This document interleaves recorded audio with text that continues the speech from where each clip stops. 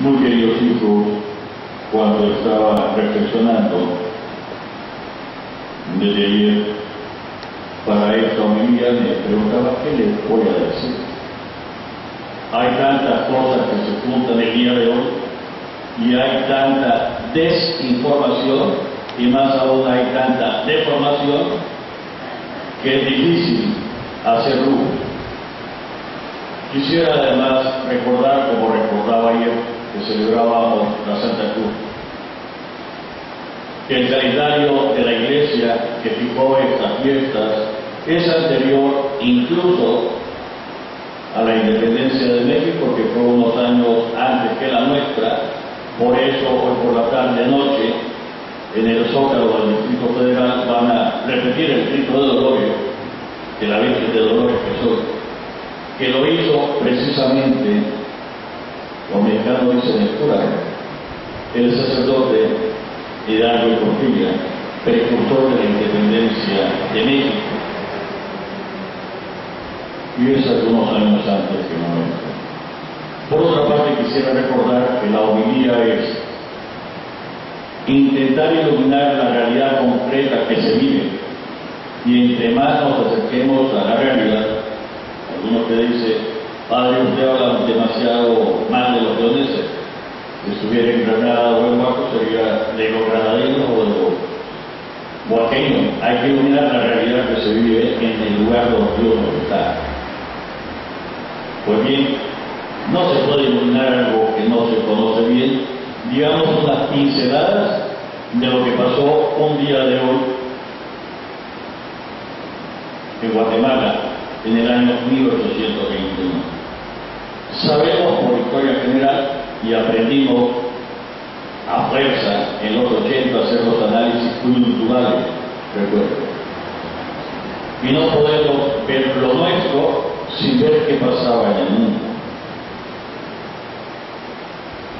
Pues al inicio del siglo XIX, después que Francia experimentó la Revolución Francesa y todo el periodo del terror y todas las épocas que le siguieron, tuvo el fenómeno que alguien, Napoleón Bonaparte, toma el poder en Francia. Y Napoleón sí era expansionista y le pide permiso a España para pasar por España para invadir Portugal, e incautamente España le deja pasar por el territorio español. De hecho, invade Portugal, lo domina, pero al regreso se queda en España, derroca al legítimo rey Fernando VII y coloca en su lugar a su hermano José Bonaparte, que en ese entonces le llamaban Pepe Botella, así que tomaba un poquito. Como reacción, no solo de América, sino de los territorios españoles, y déjenme decirlo, porque algunas veces escuchamos decir las Españas. En todo ese tiempo las Españas, después lo va a recoger la Constitución de 1812, Constitución española, las Españas eran la España peninsular, que es la actual España, la España continental, que éramos nosotros, todo el continente, y la España insular, que era Filipinas con las islas de alrededor. Parte del territorio español, nunca fuimos colonia. Como reacción a ese gobierno ilegítimo, vienen los movimientos de independencia, no solo en América, sino también en Filipinas. Y muchas de las constituciones de América anteriores a la nuestra juran fidelidad al legítimo rey Fernando VII y rechazan al rey ilegítimo José Bonaparte. En la lucha contra Napoleón, que no solo ha invadido la península ibérica entera, sino que lleva sus tropas incluso hasta Rusia. Recuerden el 1812, que es el juego de la Marsellesa, el himno francés, con el himno himno ruso, de cómo va ganando primero la marsellesa y después comienza a sobreponerse el himno ruso, que es cuando va de retroceso que van ganando los rusos frente a Napoleón. En esa circunstancia mundial, es Inglaterra el que vanguardiza la fuerza que se opone a Napoleón. Y en nuestro territorio se da la lucha entre los que mantienen que el auténtico y legítimo rey es Fernando y los que más bien se habían ya afrancesado. Por eso no es de extrañar que en Sudamérica y en otras partes hay tropas inglesas luchando como Bolívar de ahí. Pero la lucha es, sí, contra España, pero contra España está el rey ilegítimo. Y cuando Inglaterra entra, ya tenía sus piratas, sus corsarios, pero cuando entra en esta lucha frente a Napoleón en América, va a aprovecharlo después para echar ancla y el imperialismo inglés que soportamos incluso en Nicaragua. Y sobre todo Centroamérica fue un poquito tardío. Vean la fecha de independencia de cualquier país de Sudamérica o de México. Pero llega el momento que es el que hay que decir, y entonces firman en Guatemala un acta, que por cierto en el artículo 10 del acta juran fidelidad a la Santa Fe Católica y se comprometen que todas las generaciones la van a respetar y una serie de cosas, promesa que no se ha cumplido. Cuando esa acta viene a Nicaragua, la reacción precisamente en León, que no solo es León, el obispado de toda Nicaragua, otros territorios que perdimos, territorio litigio, San Andrés entonces era parte de la diócesis de León, sino que toda Costa Rica era parte de la diócesis, e incluso civilmente Costa Rica dependía en ese momento de León. Pero al mismo tiempo, por las circunstancias, el obispo, don Nicolás García Jerez, además de ser obispo, era gobernador de Nicaragua. Recibe el acta, convoca cabildo abierto y decide declararse independiente de España, de Francia, de cualquier otra nación, mientras duren los nombrados, y protestaban de que Guatemala ya se quería ir arriba y enseñorearse sobre el resto de los territorios. Tendríamos que considerar como independencia real es precisamente esta acta de los nombrados firmada de León. Por razones políticas e ideológicas no se hace. Pero cuando aparece claro, independiente de Francia, de España y de cualquier otra nación, mientras dure. Pasa ese tiempo, nosotros nos anexamos a México, aceptamos el plan de Iguala, y en el plan de Iguala se establece que para gobernar estos territorios se le ofrece a Fernando VII, el legítimo rey, que gobierne, y si no puede Fernando, que sea alguien de los Borbones, y si no es de los Borbones, que sea alguien de la familia real europea. Con esta, que son los puntos reales, vean los documentos, que no les cuente el cuento, se producen una serie de cosas. Entran los intereses ingleses, comienza a surgir un poquito los intereses norteamericanos, que entonces no se hacían presentes, y se hicieron más fuertes cuando se trajo a Bosque para la guerra fratricida. La verdad hay que conocerla.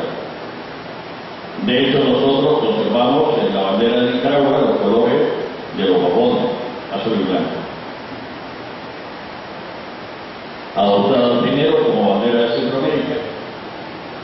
Dice la verdad, si repetimos una mentira, nunca vamos a construirlo.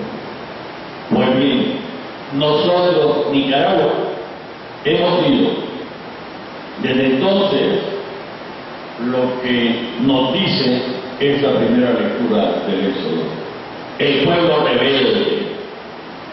No nos queremos formar, no queremos encontrar lo que tenemos que hacer, no hacemos planes de nación, nos peleamos unos con los otros, y todas las veces que ha sido quitarle voz para ponerme yo, y tanta corrupción prácticamente desde el inicio, que nos ha hecho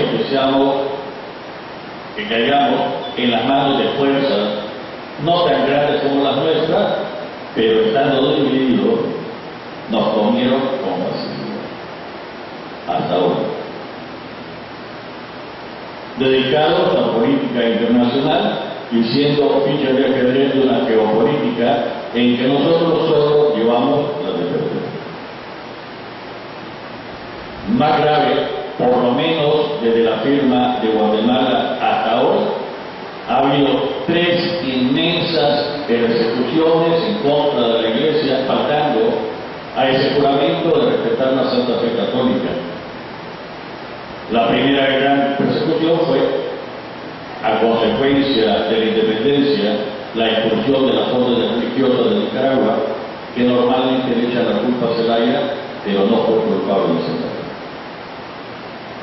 Zelaya todavía no había llegado al poder cuando desaparece de León, vamos a decirlo, desaparecen los agustinos recoletos de la recolección, los mercedarios de la Merced, los franciscanos de San Francisco, los de San Juan de Dios, de este local, de este templo y de los mexicanos.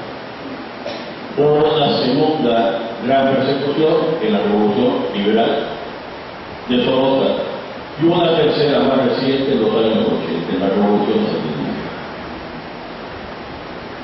La verdad, faltando a esto que habíamos jurado. Lo grave no es tanto el mal que intentaron hacer a la Iglesia, sino el mal que nos hicimos como pueblo. Ciertamente hubo otras escenas de violencia en contra de la Iglesia. ¿Cómo no recordar que a inicios del siglo XIX, aquí en los muros de este templo, fue asesinado el padre Respino, Orgullo, precisamente porque le dio refugio a personal civil aquí, de cuando estaba el hondureño aquel, Valentín. En el fondo, se podría aplicar a nosotros como pueblo perfectamente esta primera lectura, tomada del Éxodo, del capítulo 32, versos del 7 al 11 y el 13 al 14. El pueblo que sacaste de Egipto se ha pervertido, y hemos tenido etapas de gran perversión, hemos tenido otros momentos de una cierta conversión, para regresar a otra perversión, digamos, el lenguaje actual, de corrupción. Y somos nosotros a lo que se podría aplicar como pueblo, como nación, este bellísimo Evangelio de hoy.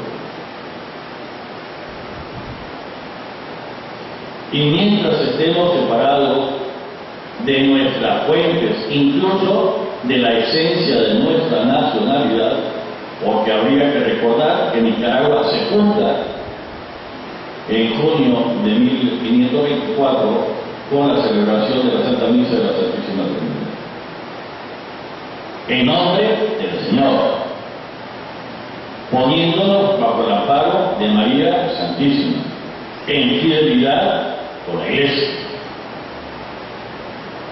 Y el que piense lo que piense, recuerden que fue muy temprano en Nicaragua el nombramiento de defensor de los indios, precisamente para defender a los pobladores de las tropelías de los que tenían las armas que tenían el poder.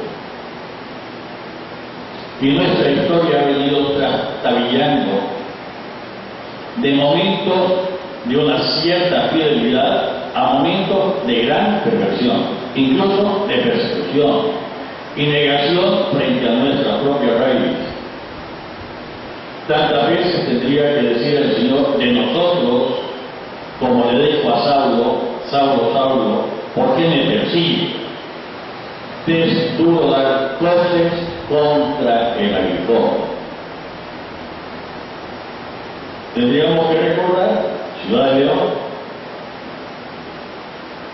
1947, cómo se le prometió a la Virgen una gritería de penitencia por las sinvergüenzadas que se hacían en la ciudad.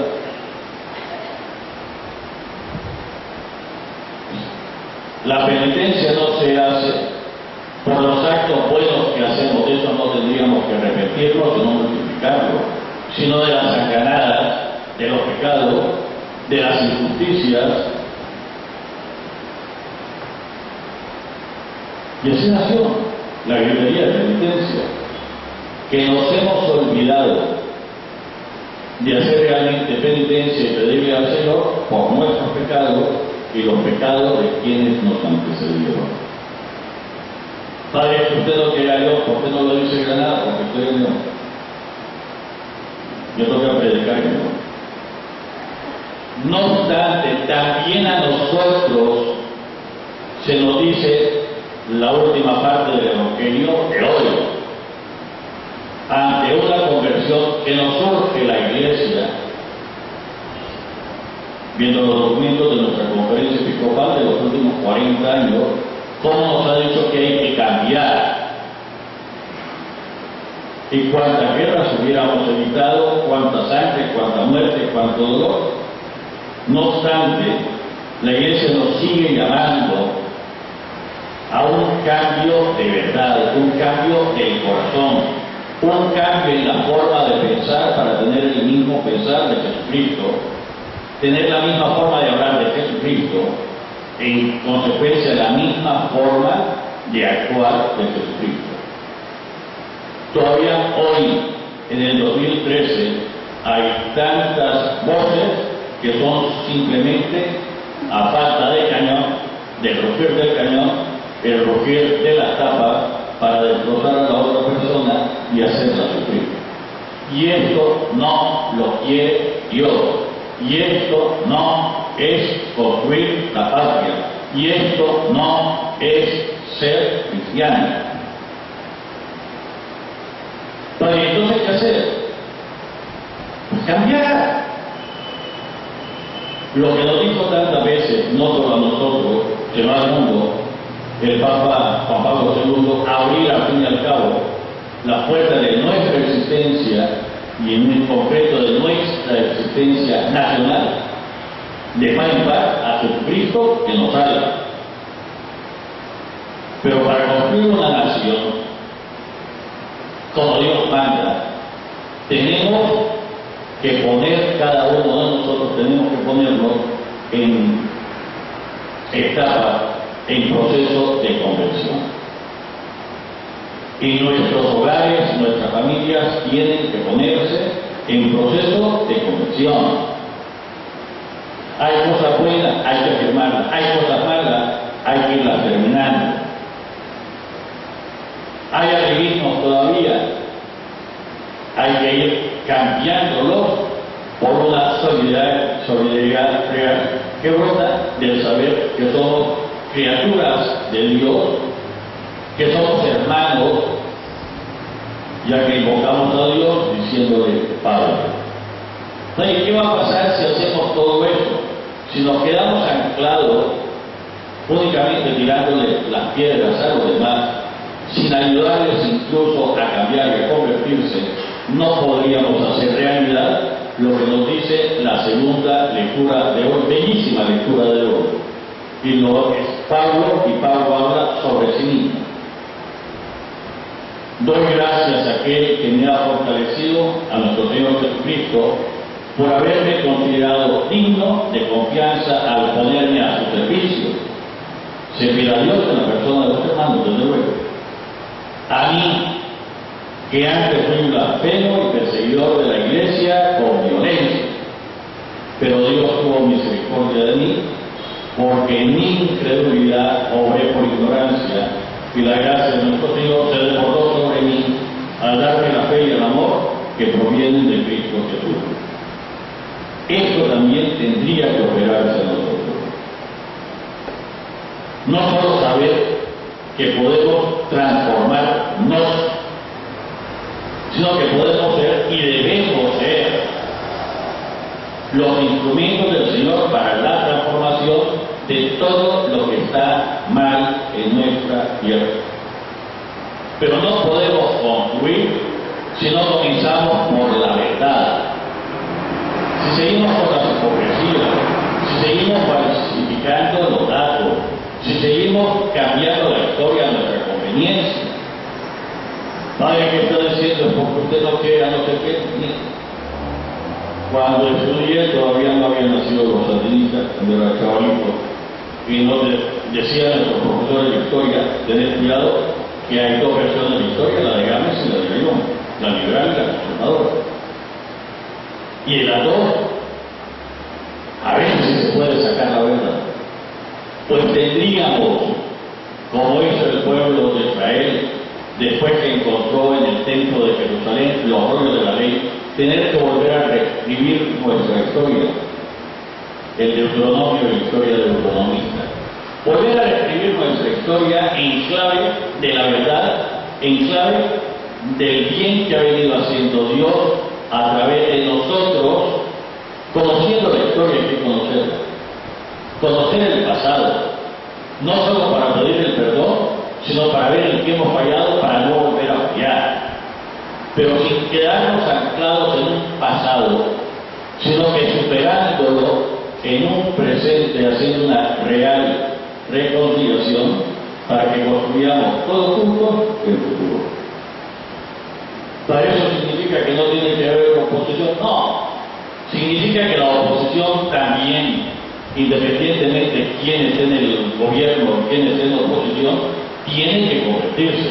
Y la oposición no puede ser una mera crítica, algunas veces de envidia, y engañar la historia para decirle quítate voz para ponerme yo. Una auténtica oposición política, económica, social dentro de la iglesia, que es el contraste de pensar por las vías de construcción sabiendo que hay que tener un plan común.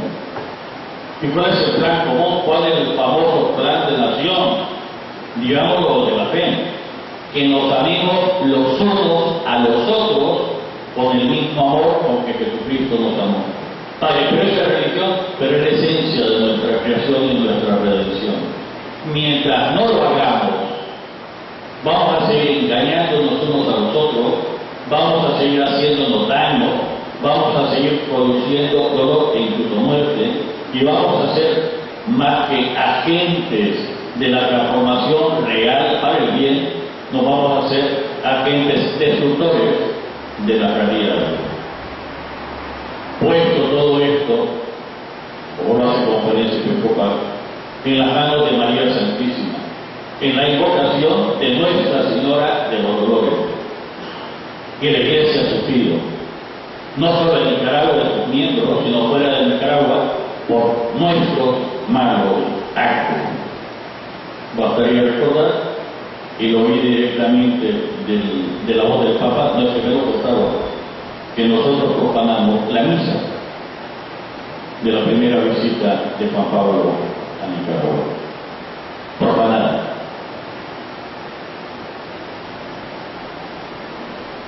No para anclarnos en el pasado, si medimos las extremidades en el pasado, por amor de Dios, sabémoslas. Y no comencemos, yo no fui, fue el otro. Ayudemos a nuestros hermanos también a reparar el mal. Y hagamos nosotros también actos de reparación por esos males, sin que perdamos la luz de la verdad, sin que me venda, pero aún si me prostituyo, para anunciar con valentía la verdad que viene del libro. ¿Y eso qué significa? Significa que tenemos que hacer iglesia, y hacer iglesia no es comenzar a pelear con los protestantes y los que dicen. Hacer iglesia significa poner a Jesucristo primero por delante, el amor. Y quisiera terminar con un resumen. No podemos caminar sin verdad. Y la verdad tiene que tender a la justicia. Pero la justicia no puede ser nuestra última palabra. Suponiendo la justicia, hay un acto más de amor y aplicar la misericordia. Padre, ¿por qué? Porque así ha actuado Dios con nosotros.